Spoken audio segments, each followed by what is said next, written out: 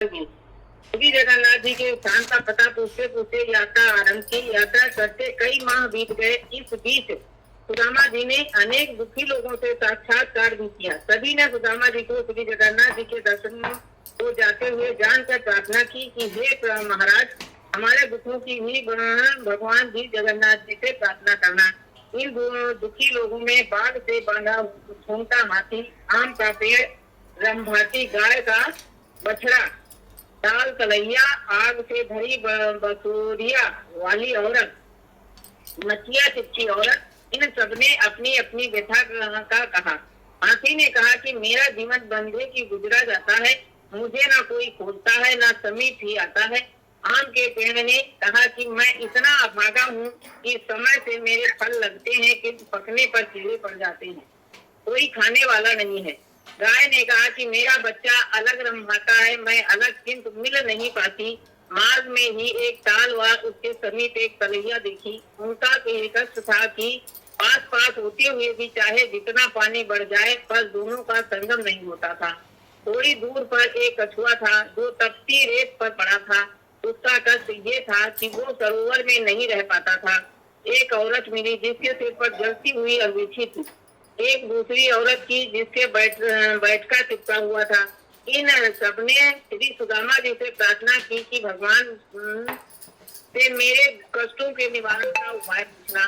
श्री सुदामा जी सबके कष्टों का विचार करते तथा भगवान का स्मरण करते हुए यात्रा करते रहे। कई महीने बीतने पर जब वो श्री जगन्नाथ जी धाम के करीब पहुँचे तो भगवान सुदामा की भक्ति जानने के लिए एक जलते हुए भार के समीप खड़े हो गए। रास्ता जलते ही सुदामा जी उसी भार के समीप आए और देखा कि जलते हुए भार के समीप एक व्यक्ति खड़ा है। तो वही रुक कर पूछा, भैया जगन्नाथ जी यहाँ से कितनी दूर है?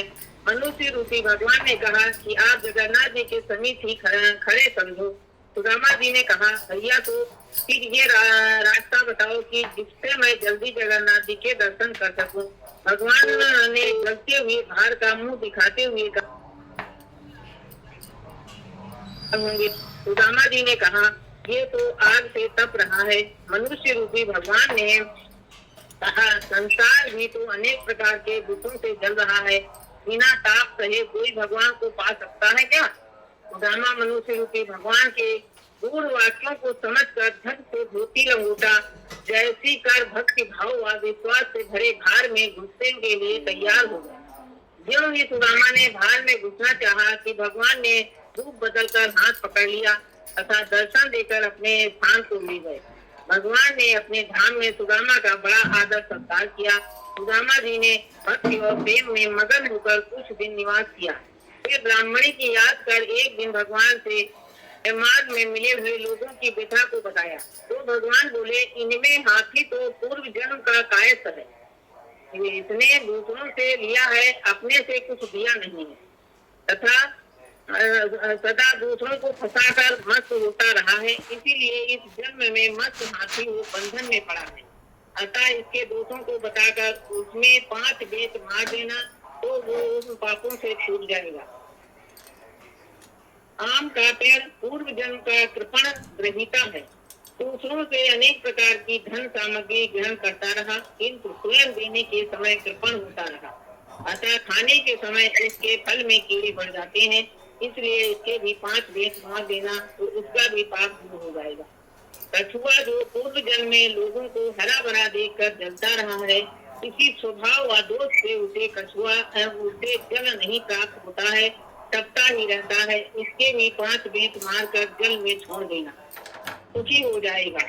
गाय पूर्व जन्म की तो नहीं है, वो माँ की गोद से बच्चों को अलग करती रहती है, अतः इनका बच्चा अलग अलग रंभाता रहता है, इसके भी 5 बेत मार कर गाय बछड़ा एक पास कर देना।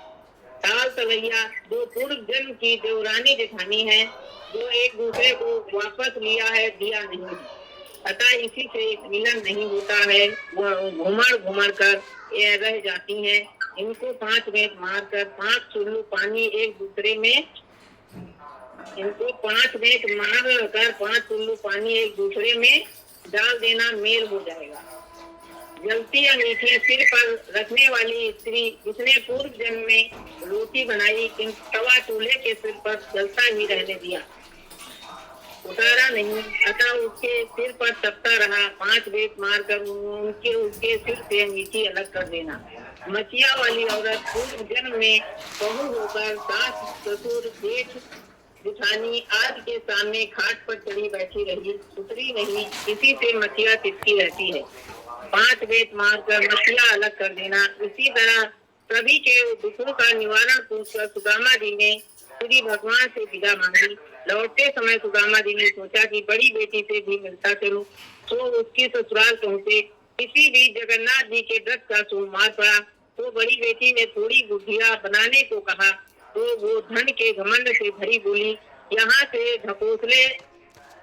ढकोसले नहीं होते रहते हैं, भगवान कहाँ है, ये सब बेकार दिखावा है, ये सब दूसरी जगह जाकर करो। ये सुनकर सुदामा जी दुखी हुए। फिर बड़ी बेटी के घर से छोटी बेटी की घर चले जाते हैं। रास्ते में ये खेत पड़ा, तो छोटी बेटी की गरीबी विचार कर सोचा कि किसान से 5 बाली मांग लूं। ऐसा निश्चय कर किसान से 5 बाली मांगते हुए बोले, भगवान का व्रत करूंगा। किसान अहंकार से भर कर बोला, आग लगे तुम्हारे भगवान को, जिसे देखो बस भगवान के नाम पर मांगता चला आता है। सुदामा जी दुखी होकर मुड़े नहीं थे कि उसके खेत में आग लग गई। तब तो किसान दौड़कर सुदामा जी के पैरों पड़ा और माफी मांगने लगा। सुदामा जी ने कहा, भैया मैंने कुछ नहीं किया, तुमने भगवान को आग लगाई और भगवान ने तेरे खेत को आग लगा दी। किसान ने प्रार्थना करते हुए कहा कि अब कभी ऐसी गलती नहीं करूंगा। ऐसा कहकर गेहूं की बाली लाकर अर्पण की, तो जलता हुआ खेत हरा भरा हो गया। आगे चलकर